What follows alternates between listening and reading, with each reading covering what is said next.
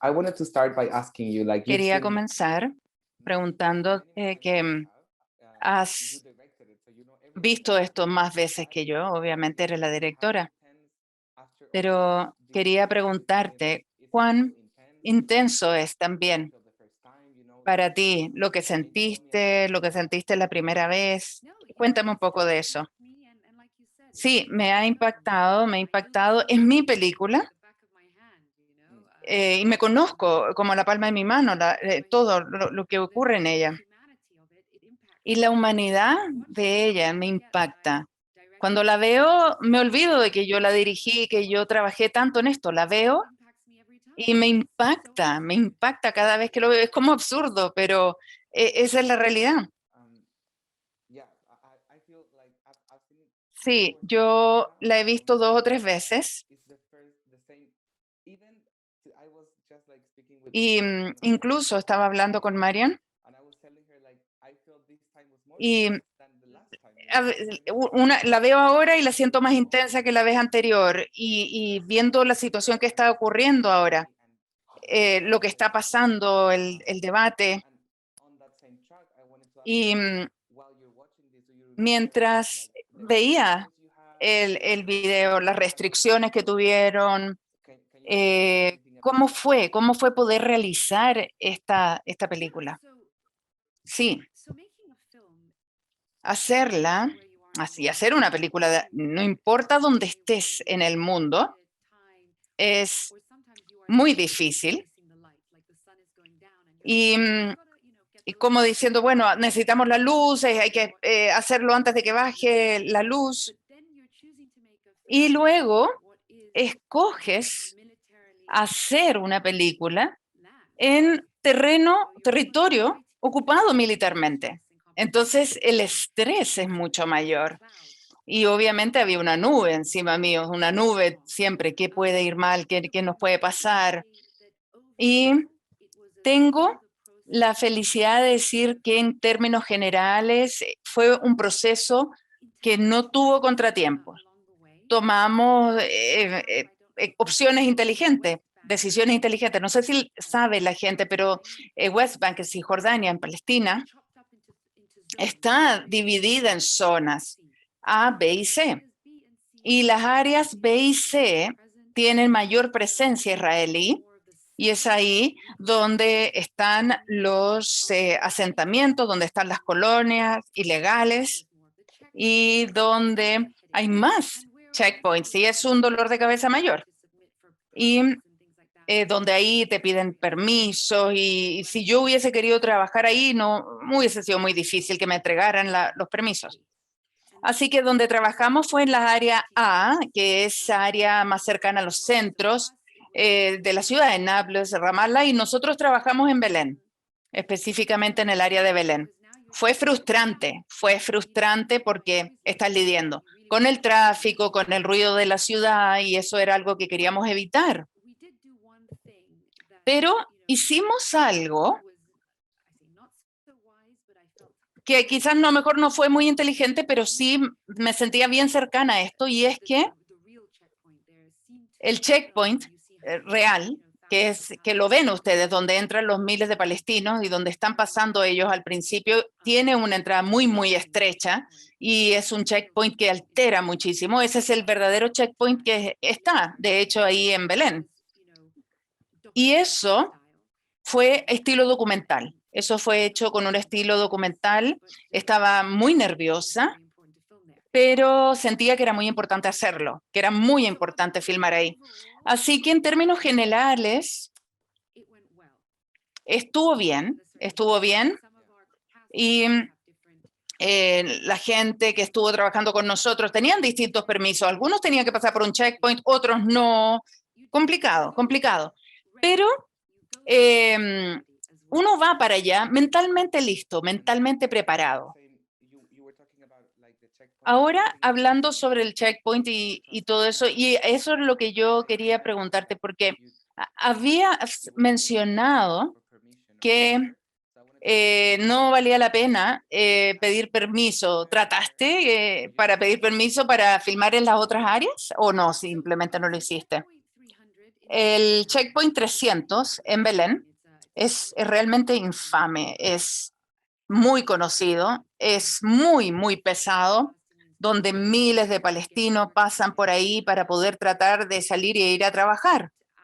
Y no pedimos permiso ahí. Hay un artículo en el Haaretz, el periódico israelí del día de hoy, donde el titular decía algo de lo que yo había dicho, que es absurdo o por qué yo debería pedir permiso al ocupante militar para filmar la ilegalidad de lo que están haciendo.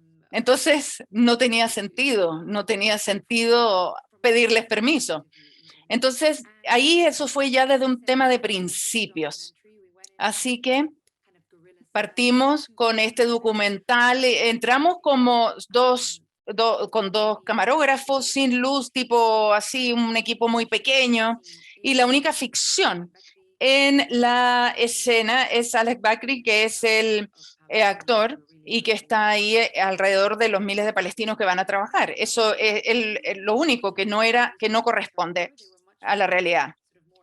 Hay otros también puntos militares que están más lejos, pero nosotros sabíamos hasta qué punto podíamos llegar y estoy contenta porque ha sido la escena que me entrega mucho más. Y de hecho nosotros lo hicimos en el periodo de preparación, no lo hicimos en los días de la filmación real, porque decíamos, si nos va mal, quizás podemos tener algún problema. Entonces lo hicimos en una etapa muy, muy temprana. Quería decirte que estoy muy, muy de acuerdo contigo sobre este tema. Es muy raro, obviamente, tener que pedir permiso para poder filmar una ilegalidad y pedirle donde no hay autoridad legal. Donde no hay autoridad legal, es difícil poder entenderlo, entender la situación de los palestinos y donde tenemos al ocupante abusando del poder. Mucha gente ha preguntado, y antes del evento preguntó, sobre el checkpoint que usó Yasemin y su papá. ¿Es real o no? ¿Cómo lo hicieron? No, ese checkpoint, yo recuerdo literalmente dibujándolo y está basado en un checkpoint de los cientos o más de 100 checkpoints israelíes que están en todo Cisjordania. Y es muy parecido al cual he estado en el área de Hebrón. Ese en particular tiene esta entrada giratoria y también tiene el detector de metales, porque los otros 100 más son todos distintos, tienen los mismos materiales, pero son distintos, no está normado, es decir, no son una réplica del otro. Hay algunos que son más básicos, otros son más industriales. Hay otros cientos o más que pueden aparecer, son pop-ups, pueden aparecer en cualquier lugar. Donde fue detenido el camión, ese es el equivalente a un checkpoint volador, entre comillas, como le dicen, fabricados y que se pueden llevar a distintos lugares. Así que para el primero, lo hice el sketch y trabajé con el diseñador de producción, Nathan Kench, que es el padre de la niña, que está ahí, la película. Y ese checkpoint está basado en uno real, está hecho por nosotros, obviamente, pero lo que sí es raro es que los palestinos que viven en el área donde lo construimos creyeron que se había construido un checkpoint real ahí. Estaban muy alterados, y empecé a escuchar eso de la gente, decir, mira, la gente de allá piensa que es real. Hay otros que se están devolviendo, piensan que es real. Entonces me sentí muy alterada. Entonces dije, por favor, vayan a decirle a la gente que esto no es real, que es una película. Pero al mismo tiempo estaba contenta, entre comillas, porque habíamos creado un checkpoint real, donde los palestinos originarios de ahí realmente pensaron que era uno de verdad. Entonces dije, bueno, lo hicimos bien, lo hicimos bien como realizadores. En la misma área del checkpoint, la gente también pregunta por los actores que hacen de soldados israelíes. Entonces, los soldados y eso se preguntaban, ¿de dónde lo sacaron? ¿Cómo estos actores pudieron hacer este rol? ¿Cómo fue que lo hicieron? La buena noticia es que lo que hicieron sentir real en ese rol, yo tenía que ser realmente un mago para poder tendría que hacer magia para que fueran soldados verdaderos. No, son todos actores y no actores, son todos palestinos. Esa era una de las preguntas. ¿Son todos palestinos? Puede haber algún palestino de Jerusalén, otro de Cisjordania. Habían otros que son palestinos con ciudadanía israelí. Una mezcla, pero todos palestinos hablan muy bien hebreo. Y interesante, el primer soldado que lo pone en la jaula, Youssef, él nunca había actuado. Es un palestino que trabaja en el Checkpoint 300. Él es un estudiante que vende tarjetas de teléfono y está todas las mañanas en el Checkpoint y sale, va a estudiar. También hace gafitería, hace electricidad. Está haciendo todo esto para poder estudiar. Eso en ese momento, él ya terminó la universidad. Y lo conocí cuando estaba ahí en el Checkpoint 300 y estaba haciendo un recorrido, no pude dormir una noche y fui a dar una vuelta para ir a mirar el checkpoint y terminé hablando con él. Y lo que es interesante es que no él, a pesar de que no es actor, él ha visto esto, ha visto a los soldados israelíes, ha estado ahí y ha estado recibiendo ese trato de parte de los soldados israelíes, ya sea con las preguntas, ya sea por el checkpoint, lo que sea. Entonces, todos los actores, todos que estaban en la película, veían esto porque esto es su realidad, esto es lo que ellos viven. La soldado mujer, 2 semanas después de que terminamos de hacer la película, su casa fue víctima de una redada por los soldados y ella me mandó los videos de cómo se llevaron a su hermano los soldados. El otro, Avi, que es el que, no, sí, es solamente un refrigerador. Avi, 2 semanas antes, había sido arrestado porque estaba protestando. Esta es la realidad, esto es lo que viven y no es una película del pasado. No es una película del pasado o algo que pudo haber ocurrido y también de algunas injusticias de hace años. Esto es lo que estamos viendo. Esto es lo que estamos viendo. Hoy en día es lo que está pasando. Así que es un poco raro para los palestinos representar al opresor, representarlo y no es fácil, pero al mismo tiempo fue una oportunidad de ponerles un espejo.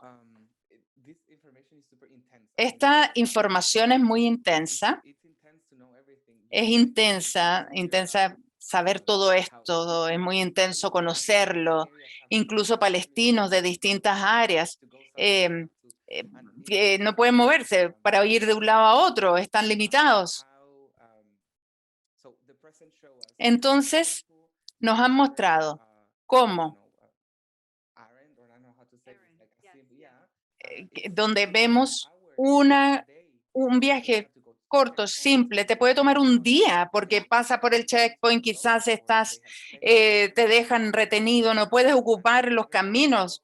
El papá y la hija están caminando todo un día para ir a buscar un refrigerador.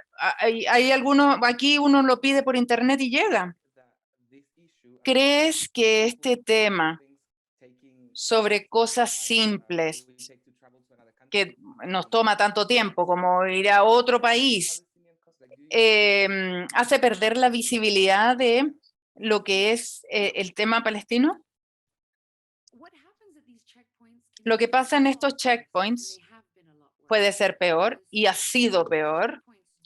Lo que hacen en estos checkpoints es, dejando la tarea a un lado, desde el punto de vista de frustración, desde el punto de vista de humillación, desde el punto de vista de perder el tiempo, ya sea ir de compras o alguien que quiera ir a la universidad, al colegio, o ir a visitar familia. Y luego, mujeres que han dado a luz ahí, en la espera, otras que han perdido su vida y han perdido sus hijos. Gente que ha sido, le han disparado, gente que ha perdido su vida porque no ha podido llegar a un hospital. Y otros que están ahí bajo la lluvia o bajo el sol. Hay muchos elementos. Yo escogí una tarea simple y una cosa absurda, común, y donde efectivamente no hay visibilidad de lo que ellos están viviendo. Es una tarea simple sobre algo simple y muestra absolutamente todo lo duro, lo doloroso que significa hacerlo, donde genera una reacción de emoción tan fuerte, donde la gente está alterada. Y esto está ahí, solamente es la punta del iceberg. Hay tanto bajo ese iceberg sobre la ocupación militar, sobre el apartheid. Y no tiene una visibilidad. Sí hay mucho más, Pero lo que es interesante es que ese elemento básico ha generado tal reacción donde solamente puedes imaginar que esa reacción es como ir pelando una cebolla, ir sacando las capas para poder ver en profundidad. Si la gente supiera solamente, si la gente supiera. Una de las cosas con las cuales lo relaciono, estas tareas simples que todos hacemos, es tan difícil y a veces lo vemos, donde las realidades son mucho peor que pasar por un checkpoint. ¿Cómo una historia así puede tener un final feliz? Entonces, el poder hacerlo, ir a sus casas, ¿qué pasa con la realidad?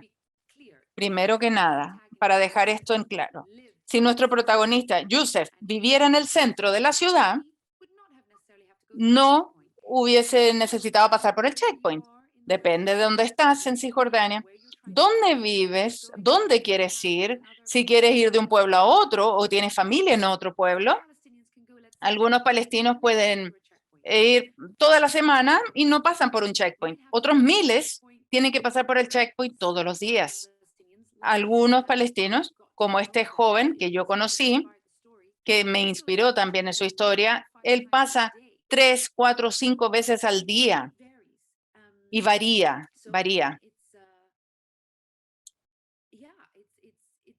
Y sí, es absurdo, es una locura. Es difícil imaginarlo,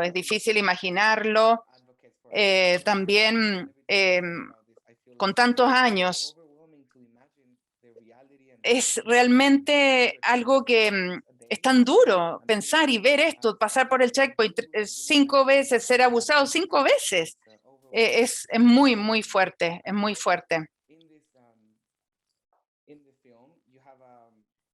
En la película tenemos a Yasmín. Es interesante sobre el tema, los niños en Palestina, porque siento que ella representa mucho. Vimos en las noticias 9 o 10 niños han muerto, hablamos de niños, pero uno no puede imaginarse cómo los niños tienen que vivir esto todos los días, ver a sus padres siendo humillados. Esto es frustrante. Me gustaría saber cómo fue el crear el personaje y cómo fue trabajar con una actriz tan pequeña en un ambiente tan complicado. Primero, es importante reconocer que los niños palestinos están forzados a crecer rápido. Y no solamente ven a sus padres y a su superhéroe, el padre impotente y sin fuerza, enfrentando militares brutales. Y ellos también están siendo humillados. Ellos ven la humillación de sus padres y están siendo humillados ellos mismos. Entonces, el hecho de que se haya hecho pipí es parte de la historia. No solamente lo vio, lo vivió, ella lo experimentó. Y los palestinos no solamente son adultos que están sujetos a la ocupación y a esto, sino que los niños también son víctimas de ello. Yasmine, que es la actriz, Marian Kench, es una niña extremadamente emotiva y muy profunda. Me enamoré de ella cuando la conocí y ha estado ella actuando porque su papá es diseñador de producción. Entonces ella tenía la confianza para desenvolverse ahí en el set con gente extraña y con adultos.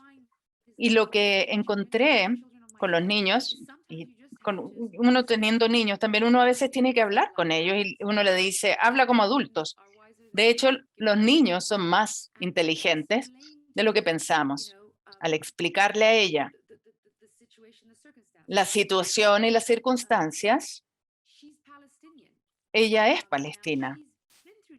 Ella ha pasado por los checkpoints, ella no vive en Palestina mismo, ella está en Palestina del 48. Entonces, es Palestina con ciudadanía israelí, así que ella no sufre esto tanto, pero sí lo ha visto, lo ha experimentado hasta cierto punto. Entonces, para mí fue que ella pudiese entender y también con persona emocionalmente inteligente. Ella no es actriz, no ha estudiado, la hace ser más auténtica en el entendimiento de esto. Tiene talento, tiene mucho talento. Y ella después de eso dijo que quería seguir actuando. Hay un talento, hay algo ahí. Tuve la tremenda suerte de poder hacer el casting, de tenerla a ella y el mundo me inspiró, me la trajo aquí a mis manos. Estaba en la casa de mi amiga y yo decía, bueno, acabo de tener a Saleh Bekti y como Youssef y conocí a una niña palestina que habla árabe, actriz, y se parece al padre.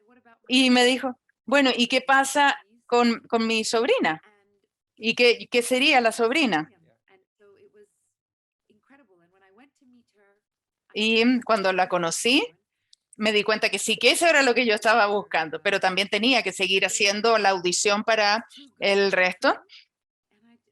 Y realmente era ella, era ella.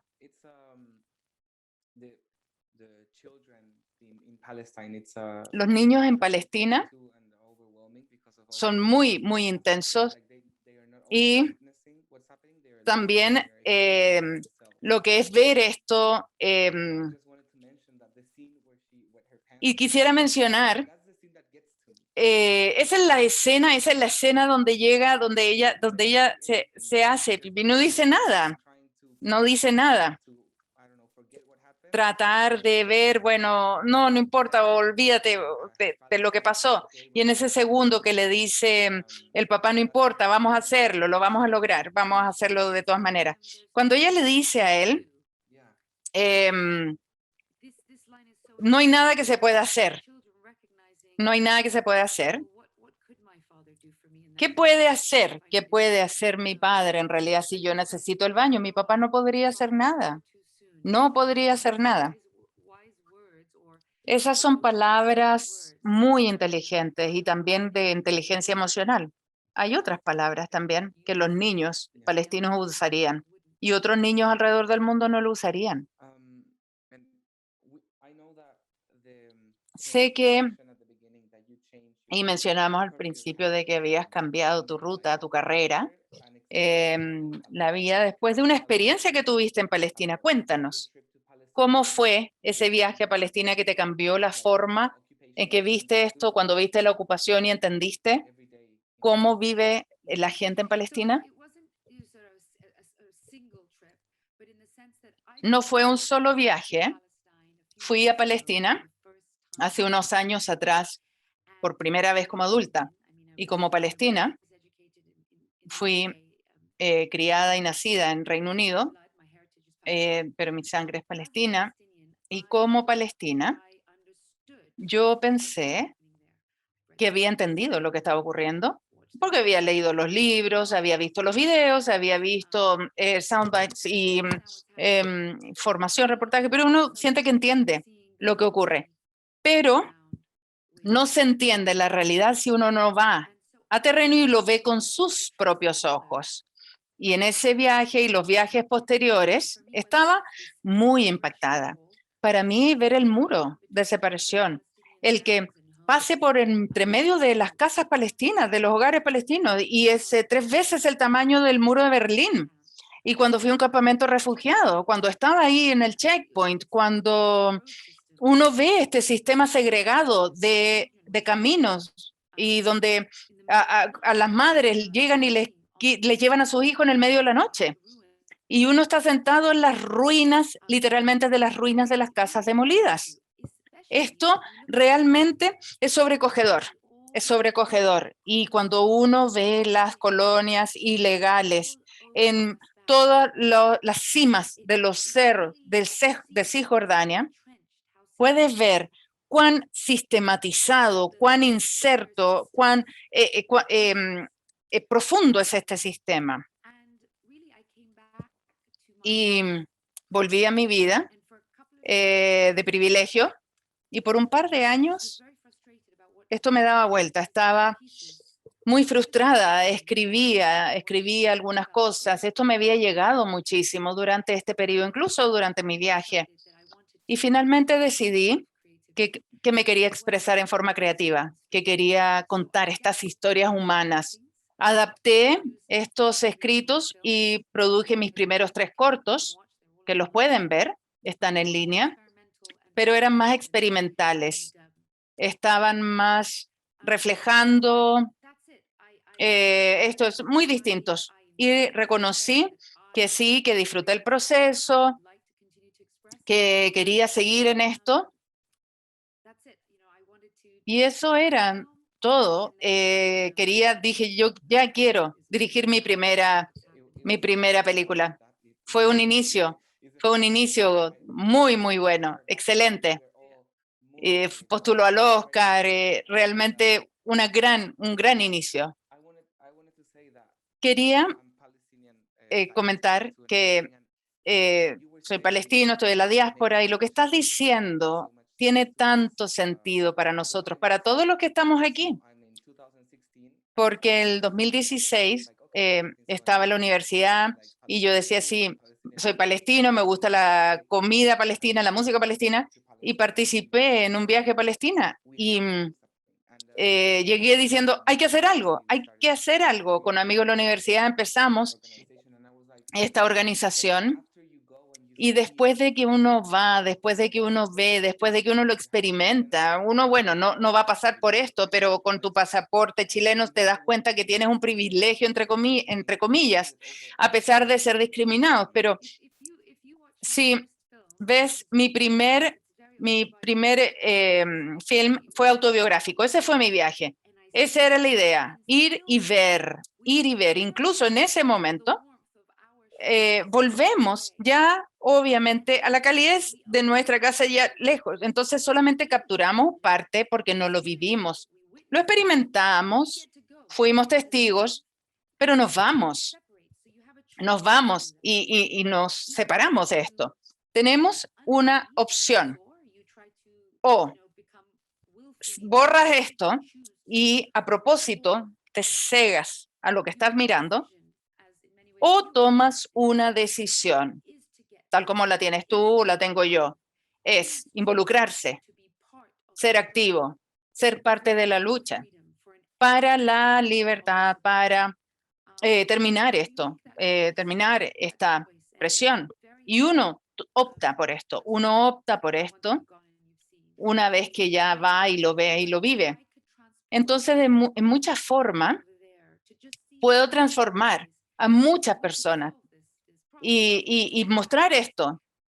Podríamos resolver el problema, porque si tuviésemos esta opinión pública, este movimiento, pero en términos pragmáticos, financieros, logísticos, es muy difícil, y es por eso que si pueden viajar, viajen.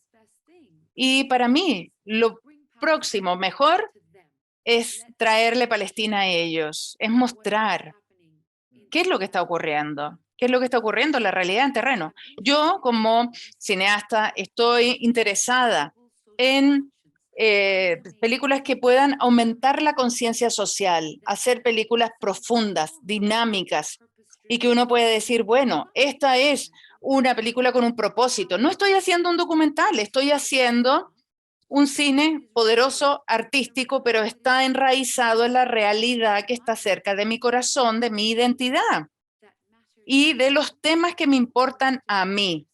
Y espero que eso le llegue a los demás. Esa es mi opción. Esa es la opción que yo he tomado. Quería preguntarte sobre algo de lo que estás diciendo, pero Miguel está haciendo una pregunta acá. Y no nos vamos sobre los otros. nativeliberty.org, nativeliberty.org, y de ahí, o faranabulsi.com, y de ahí, de mi página web, pueden entrar a esas películas que hice, y también oceansofinjustice.com. Quizás lo podemos escribir acá, o en mail, ahí les puedo mandar. oceansofinjustice.com. Está nombrado después de mi primera película. Es una plataforma que yo construí y que va mostrando la injusticia, la opresión, la deconstruye para que la gente pueda entender esto a cabalidad. Y si alguien quisiera traducir ese sitio web al español, por favor háganlo, por favor háganlo. Y está en inglés, básicamente. Así que ahí tenemos la primera. En nativeliberty.org podemos hacer un clic y ahí van a poder llegar a ver los otros filmes. Muchas gracias. Nos vamos a asegurar de enviar un correo con los links y vamos a ver si tenemos el voluntario para hacer la traducción. Quisiera preguntarte, entrando un poco más o antes más bien de entrar a las circunstancias actuales de Palestina, quisiera preguntar tu experiencia emocional al filmar esto y ahora al recibir todos los reconocimientos y el reconocimiento de la gente que te dice que lo hiciste muy bien. Y lo leí en el Haaretz hoy y también en la plataforma para mostrar cómo van las cosas. Y hacer esto ha sido estresante, pero al hacer esta película te hace sentir viva, Cuando uno hace una película que resuena, que te llega, es mucho más potente, más profunda. Entonces les puedo decir que dormí en promedio 2 horas al día durante el periodo de preparación. Estaba agotada y nunca realmente me sentí más viva. Nunca me sentí más viva. Realmente me siento feliz en ese sentido. Recuerdo haber visto en el panel una de las tomas finales y donde pasa por el detector de metales, tratar de pasar por el detector de metales. Cuando uno hace una película, uno se imagina tanto en la mente, pero cuando la vas a hacer, es similar, pero uno no puede imaginársela exactamente cómo va a salir, pero siempre hay una toma, siempre hay algo donde uno dice, esto es lo que quería. Así la veía en mi mente y está, así está. Y recuerdo haber sentido que esto era como me había realizado. Esto ha sido increíble, increíble, pero ha sido agotador, agotador y con mucho estrés. Ahora, cuando uno adelanta tanto y empezamos a ver que recibe reconocimiento, donde tenemos respeto, reconocimiento, premios, y todo esto, sobre todo con el tema que se trató, con los medios, con las personas, con los palestinos, uno quiere asegurarse de haber hecho justicia, a esto. Y una vez que se recibe esto también, sobre todo el sentirse compensado igualmente, sí, es cansador, ha sido un viaje cansador, pero me siento muy llena, y me emociona poder avanzar. Una de las preguntas, Michael ha estado preguntando si planificas seguir realizando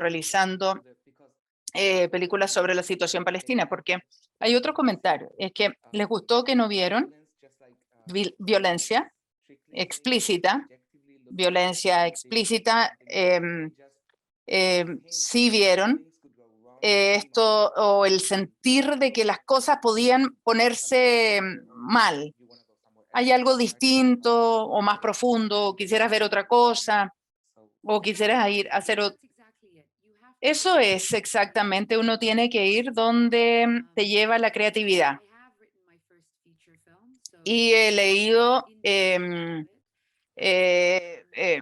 estoy desarrollando la primera película. Me siguen dando vuelta cosas que me importan, pero quisiera, bueno, si es que se va a hacer exactamente de la misma forma o no, no, bueno, va a salir como la creatividad lo genere. Espero que sí, que tenga esa misma resonancia, espero que sea recibido de la misma forma o incluso mejor. Es un drama, un thriller con personajes. Uno va a hacer un thriller, uno tiene ahí ya mucho más participantes, pero ahí ya hay que trabajar con algo más poderoso, emotivo y mucho más allá, tal como hizo El Regalo, The Present. Pero vamos a ver cómo va. Y como realizadora, estoy ahí abierta también a hacer películas que no tienen que ver con Palestina o Israel, pero que tienen que ser temas que me lleguen, que resuenen. Y para mí, Palestina y el arte y las películas, bueno, eso es lo que quiero continuar haciendo a pesar de que pueda hacer otras cosas. Justo antes de esto habías dicho que para ti el traer este tema también haber llegado a Chile, a los Estados Unidos es importante porque esto genera o resuena en las personas, pero a lo mejor voy a repetir lo que la gente está haciendo cuando hacemos activismo y abogamos por Palestina. Nos dicen que mientras nosotros hacemos activismo, estamos importando el conflicto y lo estamos trayendo a Chile. Entonces estamos importando el conflicto donde hay como que esto nos puede golpear de vuelta porque cuando hacemos algo siempre viene de vuelta el golpe. Y para mí esto es absolutamente ridículo. Es un tema humano, el tema palestino es un tema humano. Y lo que tenemos aquí es el caso de un opresor y un oprimido. Tenemos el caso en que la dignidad, los derechos humanos de estas personas y la libertad se les ha despojado de ellos por décadas. Están bajo un sistema de apartheid que ha evolucionado y se convierte entonces en un tema humano, de derechos humanos. Entonces, cualquier persona que llegue a decir o que diga, yo estoy en contra de la injusticia, de la violación, en contra de la violación de los derechos humanos, en cualquier parte del mundo, tendría que pararse en solidaridad y actuar en favor de los otros seres humanos que están siendo oprimidos, ya sea los que están siendo oprimidos en tu casa, en tu país, como los que están en otro país. Entonces, ¿qué tipo de ser humano quieres ser? Sin importar de dónde eres. Y esto recuerda también a que la opresión y el colonialismo de los colonos está inserto y es parte que también ha sido apoyado por gobiernos alrededor del mundo o no han dicho nada al respecto. Son los gobiernos que hablan de la libertad de derechos humanos y que sus países han sido formados en esa base. Entonces, hay hipocresía, hay hipocresía. Entonces, tú simplemente tienes que decidir quién eres tú como ser humano, pero a nivel individual, como persona. O que te digan, bien, la hambruna mundial es algo que no nos tenemos que preocupar porque estamos en Chile y aquí no pasa nada, o es algo que si hay guerra no nos preocupemos porque hay guerra en otro lado, pero no en Chile. No, nuestro involucramiento a estos temas es desde el punto de vista humano. En ese mismo tema, que apoyan el colonialismo de los colonos, de los asentamientos. ¿Qué dirías tú sería nuestro rol, estando fuera de Palestina, viendo esto, viendo el enfoque que tienen estos países? ¿Qué podemos hacer? ¿Debemos ejercer presión sobre nuestros gobiernos? Hay mucho de lo que se puede hacer. La razón de ir avanzando, incluso los palestinos tienen la verdad, el derecho, y bajo el derecho internacional también están en su derecho, y como sus derechos han sido violados, mucha gente no conoce la realidad. Muchos te pueden decir por qué traen este problema a Chile, porque lo están importando a Chile, es porque realmente no conocen la realidad.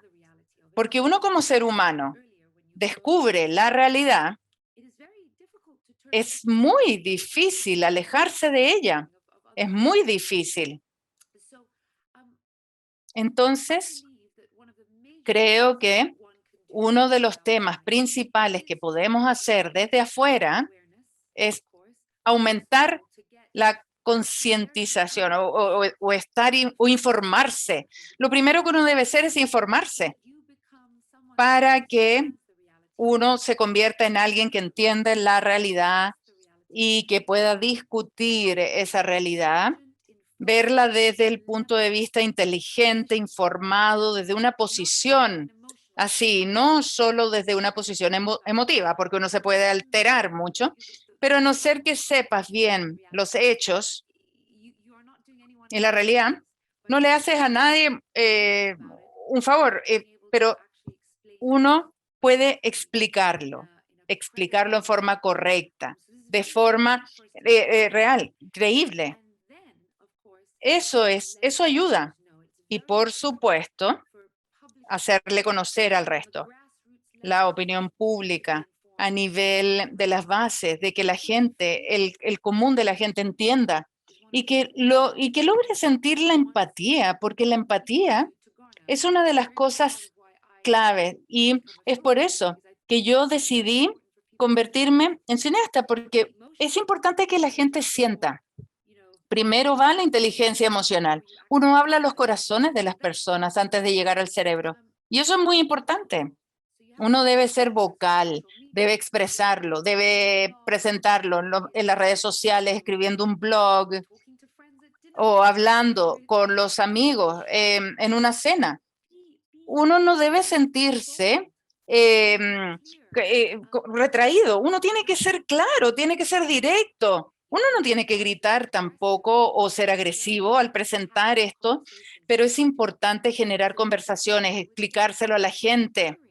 Y también háganse voluntarios, involúcrense en organizaciones que están trabajando para la libertad de Palestina, para los derechos humanos. Existen, están en Chile, están en otros lados. Si uno puede involucrarse, regístrense, sean miembros. Si pueden contribuir financieramente, aunque sea poco, es importante porque tenemos que creer en el poder de lo incremental. 1 más 1 más 1 más 1 va a dar algo más grande. Esa es la idea de trabajar juntos. Ser voluntarios, recaudar fondos, apoyar estas organizaciones, apoyar el trabajo que están haciendo, incluso a una escala más amplia. O uno quiere entrar en el gobierno o comenzar con su propia entidad o ONG. Yo estoy hablando a nivel individual. Puedes hacer lo que quieras. Usa tu creatividad, usa tu arte, conviértete en cineasta. Hay una escala, obvio, cada uno puede hacerlo, uno puede dar más. Yo escogí esto como la trayectoria de mi vida, pero puedes hacerlo a menor escala. Puedes ser activo y entrega, involúcrate en protestas, firmando peticiones, y cada firma, cada participación significa algo. Y Alice Walker me parece que dijo, sí, creo que fue ella, que dijo que la forma más común en que la gente entrega su poder es creyendo que ellos no tienen el poder. Esa es la forma más común de las personas de entregar el poder, de dejarlo de lado, porque piensan que no lo tienen. Todos tienen la capacidad de hacer algo, todos.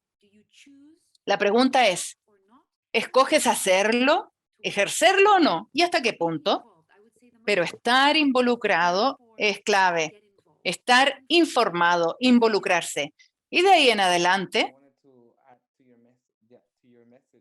quisiera agregar al mensaje, y estoy sí de acuerdo a lo que has dicho, involucrarse.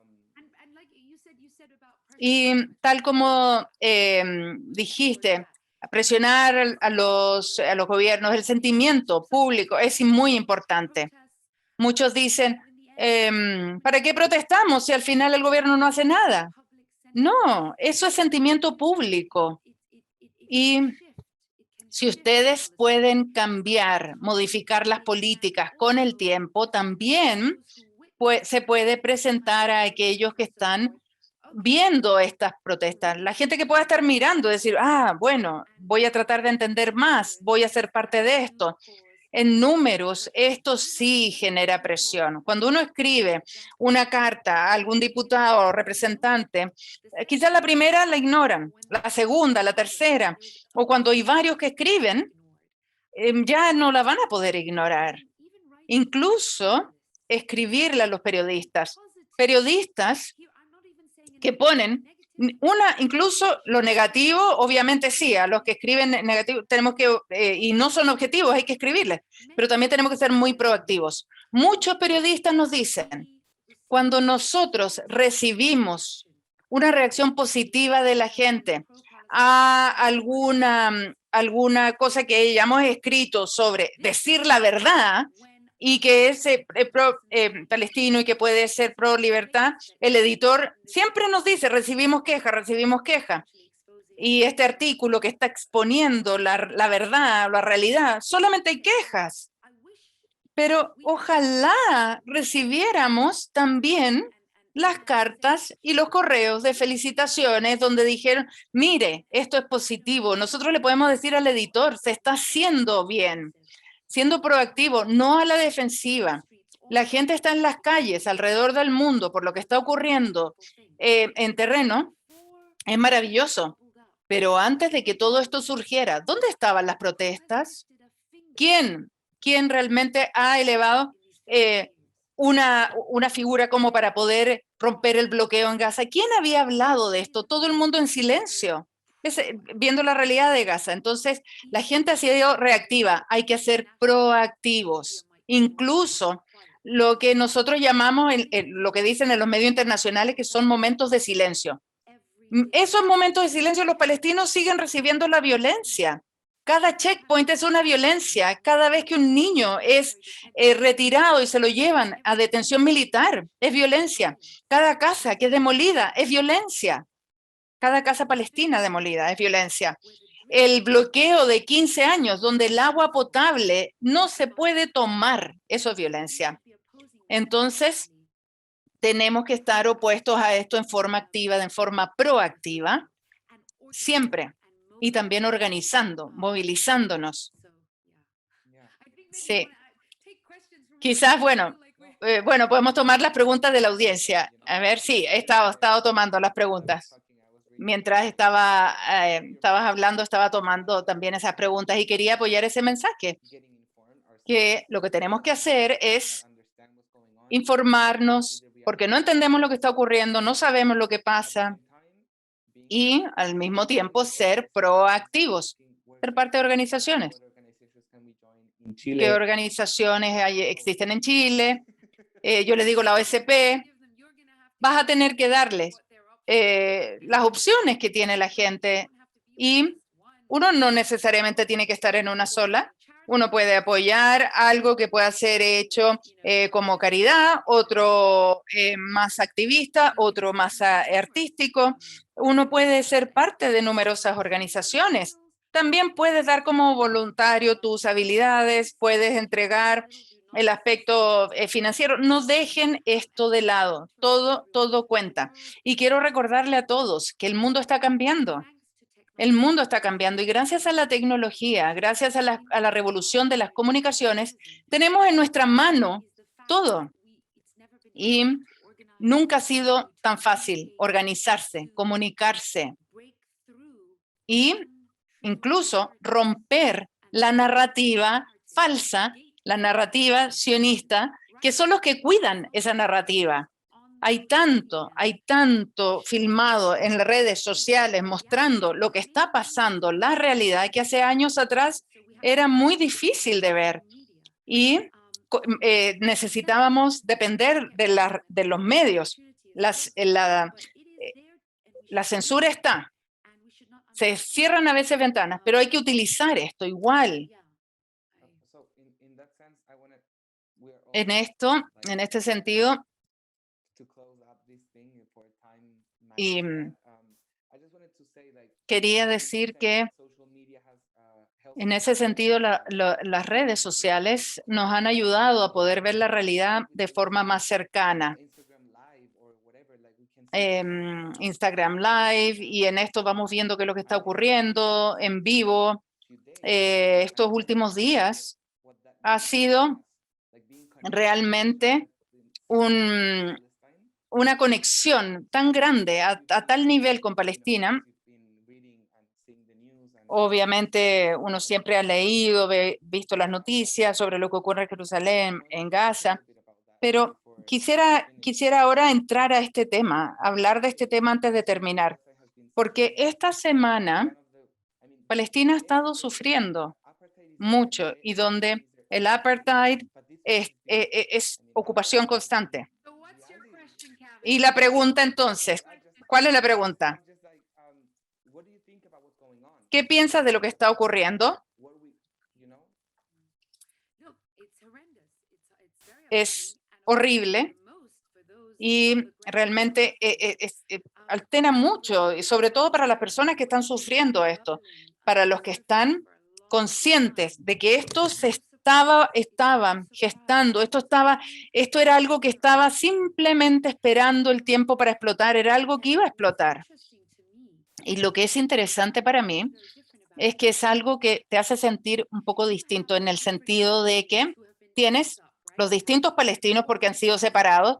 Tenemos los palestinos del 48, que esencialmente son ciudadanos israelíes y que son un 20% de la población, que se mantuvieron ellos en la Palestina del 48 y que están en el 78% de la Palestina histórica.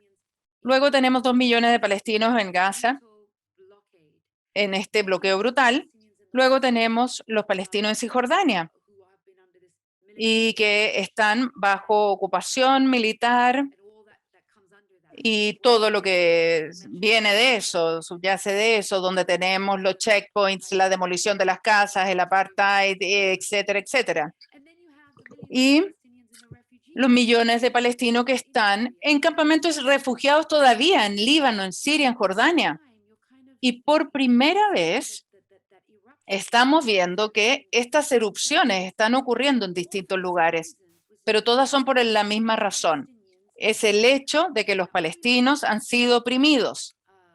Si nosotros vemos a los palestinos del 48 en Israel, si hay una protesta en Haifa, lo que está ocurriendo en Jerusalén, ellos han sido sujetos de prácticas y leyes discriminatorias.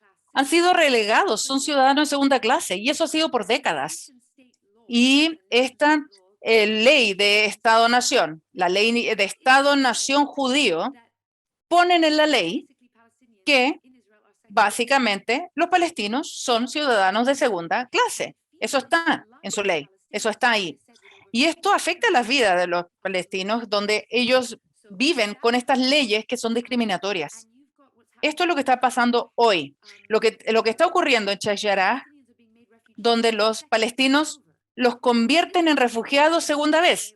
Esto siempre ha ocurrido en la Palestina del 48, siempre ha pasado, pero de cierta forma explotó.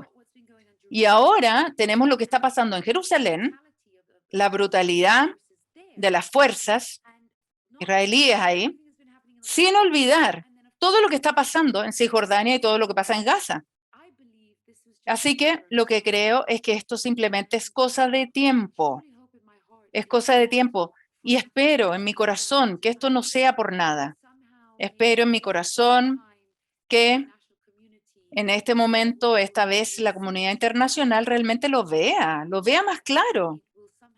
Y de cierta forma también pueda emitir una acción. Es doloroso,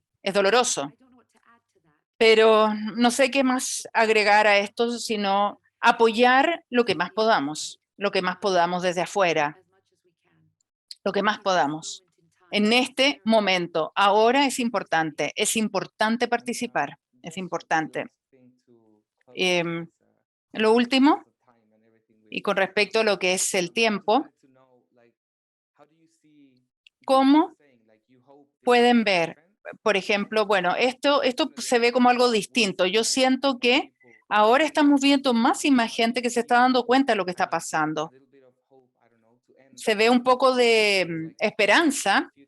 ¿Cómo ves el futuro, las nuevas generaciones haciendo cambios y donde han impactado a generaciones y donde el mundo ha respondido? El final de nuestra película es la sugerencia. Esa es la sugerencia. Las nuevas generaciones de palestinos que salen más inteligentes que los adultos, por decirlo de alguna forma, tienen más coraje, donde pueden desafiar, donde son más poderosos, donde son más fuertes. Y yo siento que eso es lo que está pasando. Y el ex director de la CIA, les voy a contar, en los Estados Unidos, la Agencia de Inteligencia Central, John Brennan, desde 2013 al 2017, él escribió una opinión en el New York Times que fue publicado. Y el título decía, ¿por qué Joe Biden debe ver esta película palestina? Y se refiere al regalo, a The Present. algunos días después, estaba con Christiane Amanpour en CNN. Ella lo estaba entrevistando y surgió el tema nuevamente. Y el punto de lo que él hizo es que dijo muchas cosas, que es lo típico que pueden decir ellos. Básicamente estaba diciendo que, y esta película que lo inspiró y lo motivó, y él estaba hablando de Yasmín, él hablaba de Yasmín. Él decía, si esto no se resuelve, si los palestinos no pueden lograr su aspiración de libertad, de dignidad, esta generación que viene, la que está experimentando todo esto, y lo que significa es que no vamos a poder ignorarlo. Esto no se va a poder ignorar. Así que tengo la esperanza, porque si ya lo dijo el exdirector de la CIA, no lo dijo, no lo dijo un reportaje, si son importantes, pero no me malentiendan, pero si lo dijo él, y lo dijo sobre esta película de ficción que obviamente está basada en la realidad, y de cierta forma apela al presidente de los Estados Unidos a que preste atención a esto. Y lo publican en el New York Times. Está en el New York Times y habla sobre un tema, sobre el tema de la juventud, que la juventud no va a aceptar el status quo y no lo debe aceptar. Entonces, eso es lo que va a ocurrir en terreno. Eso va a pasar. La nueva generación no va a aceptar esto, no lo va a aceptar. Y la gente en Gaza tampoco va a aceptar esta vida. Y nosotros no vamos a aceptar esta vida tampoco. Así que espero que la comunidad internacional va a comenzar a poner presión y va a llamar a los gobiernos a que den cuenta, a que hay un cambio, a que hay una modificación. Yo no les puedo decir el cómo, yo te puedo contar cómo me encantaría que fuese, pero no puedo decir el cómo. Pero espero que ese sea el caso. A lo mejor no va a pasar inmediatamente en este periodo, pero es ahí donde vamos, El sistema no se va a mantener. El sistema, como dijimos cuando golpeó la mesa, este maldito sistema no va a seguir en pie. Ahí está. Fantástico. Ha sido un muy buen cierre. Excelente. Eso es. Libertad, igualdad, justicia.